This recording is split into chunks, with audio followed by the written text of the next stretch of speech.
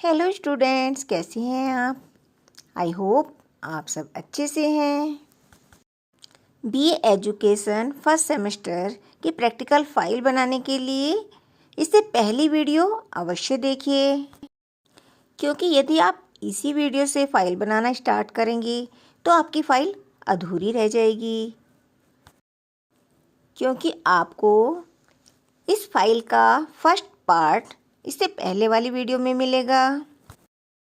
तो चलिए स्टार्ट करते हैं एजुकेशन की प्रैक्टिकल फाइल का पार्ट सेकंड। स्वतंत्रता का अर्थ। स्वतंत्रता का निषेधात्मक अर्थ।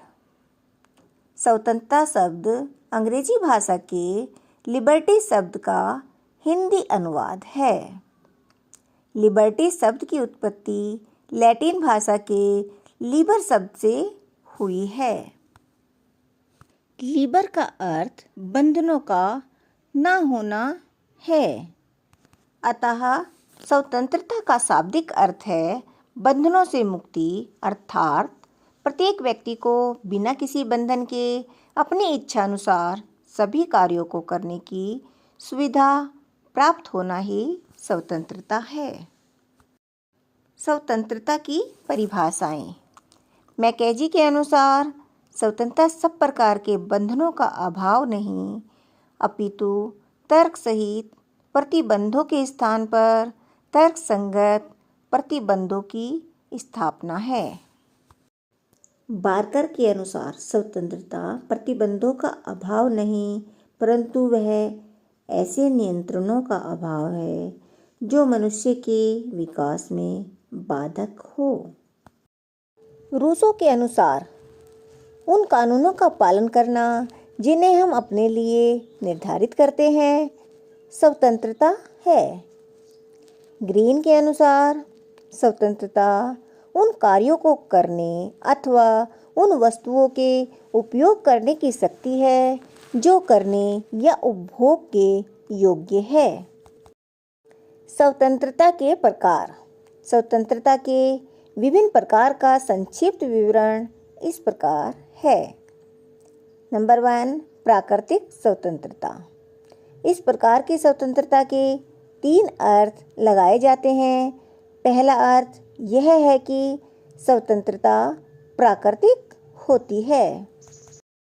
इसी विचार को व्यक्त करते हुए रूसो ने लिखा है, मनुष्य स्वतंत्र उत्पन्न होता है, किंतु वह सर्वत्र बंधनों में जकड़ा हुआ है। दूसरे अर्थ के अनुसार मनुष्य को वही स्वतंत्रता प्राप्त हो जो उसे प्राकृतिक अवस्था में प्राप्त थी। नागरिक स्वतंत्रता। नागरिक स्वतंत्रता का अभिप्राय व्यक्ति की उन स्वतंत्रताओं से है जिनको एक व्यक्ति समाज या राज्य का सदस्य होने के नाते प्राप्त करता है। गैटिल के शब्दों में नागरिक स्वतंत्रता उन अधिकारों एवं विशेषाधिकारों को कहते हैं जिनकी सृष्टि राज्य अपने नागरिकों के लिए करता है। राजनीतिक स्वतंत्रता। इस स्वतंत्रता के अनुसार प्रत्येक नागरिक बिना किसी वर्णगत, लिंगगत, वंशगत, जातिगत, धर्मगत भेदभाव के प्रत्यक्ष अथवा अप्रत्यक्ष रूप से शासन कार्यों में भाग ले सकता है। इस स्वतंत्रता की व्याख्या करते हुए लास्की ने लिखा है, राज्य के कार्यों में सक्रिय रूप से भाग लेने की शक्ति ही राजनीतिक स्वतंत्रता है। आर्थिक स्वतंत्रता। आर्थिक स्वतंत्रता का अर्थ प्रत्येक व्यक्ति को रोजगार अथवा अपने श्रम के अनुसार पारिश्रमिक प्राप्त करने की स्वतंत्रता है।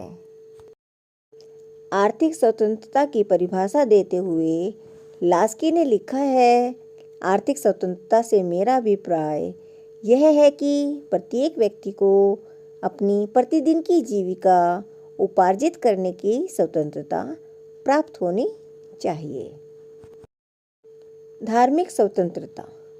प्रत्येक व्यक्ति को अपने धर्म का पालन करने की सुविधा धार्मिक स्वतंत्रता कहलाती है।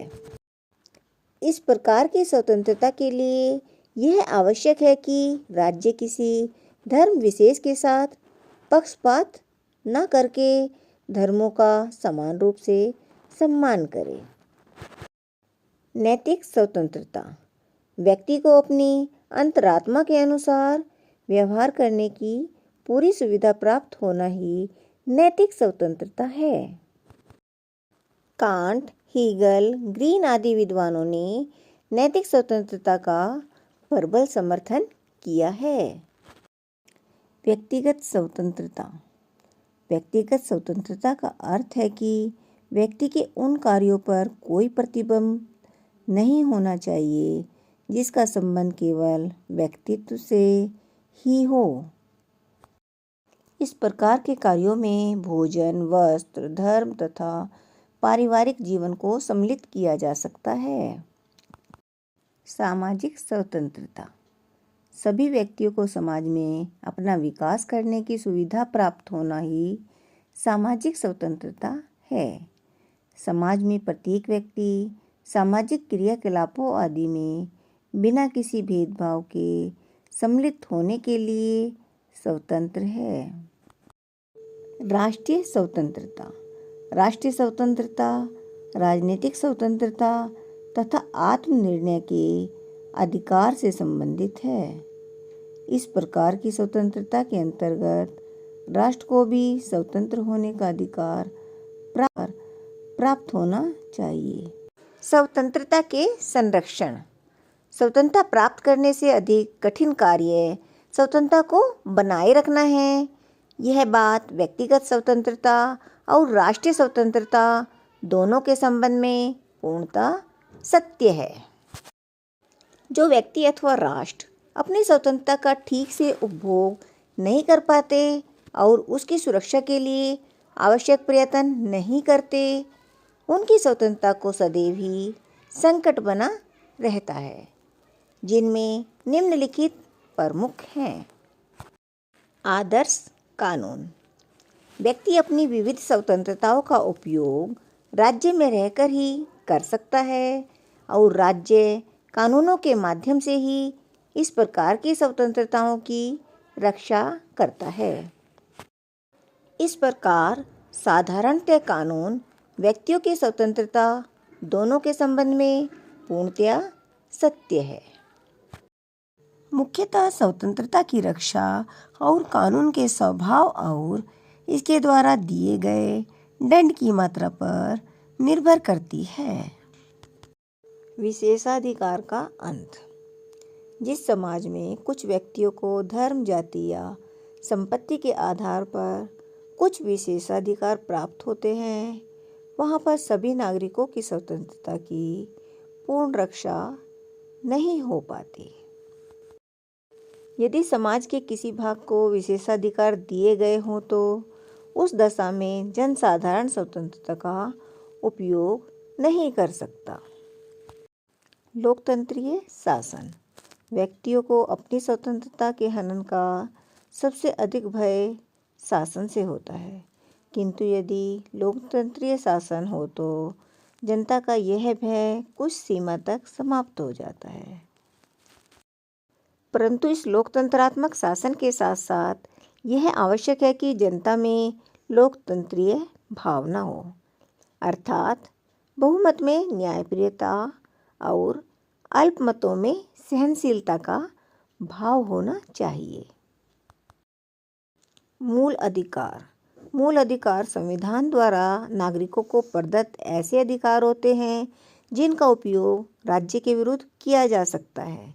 ये मूल अधिकार दूसरे व्यक्तियों के हस्तक्षेप से भी व्यक्तियों की स्वतंत्रता की रक्षा करते हैं।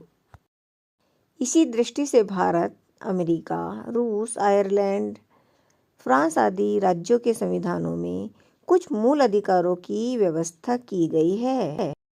स्वतंत्र न्यायालय। नागरिकों की स्वतंत्रता के लिए यह नितांत आवश्यक है कि न्यायालय स्वतंत्र हो और न्यायालयों के कार्यों में किसी प्रकार का सरकारी हस्तक्षेप ना हो। इस प्रकार की निष्पक्षता और स्वतंत्रता की स्थिति में ही न्यायालय नागरिकों के अधिकारों की रक्षा कर सकते हैं।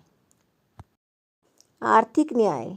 यदि हमें स्वतंत्रता की रक्षा करनी है तो हमारे द्वारा जीवन की वास्तविकता की उपेक्षा नहीं की जा सकती है, और वह वास्तविकता है कि बहुत अधिक सीमा तक आर्थिक समानता की स्थापना के बिना स्वतंत्रता का उपयोग संभव नहीं।